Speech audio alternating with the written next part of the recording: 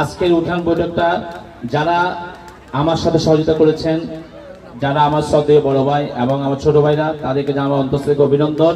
সুন্দর হয়েছে। আমরা আগামীবার আরো এগিয়ে যাচ্ছে।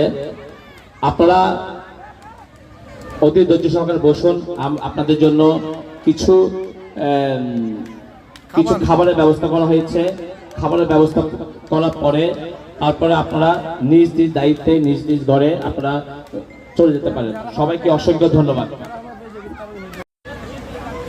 আপনাদের মধ্যে বলেছেন যে আগামী নির্বাচনে ওনারা নির্বাচিত হয়ে আমাদের এই সনাতনী ধর্মাবলম্বী যারা আছেন তাদের জন্য এবং সকলের জন্য একটা সুন্দর দেশ নির্মাণে এগিয়ে যাবেন।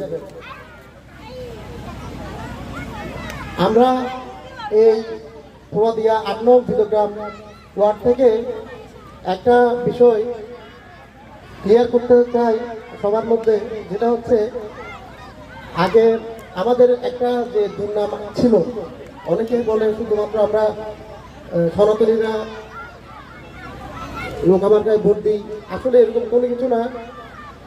আমাদের মাঝখানে আগে এরকম আপনাদের কোনো প্রতিনিধি এসে উপস্থিত হতে পারলে সেটা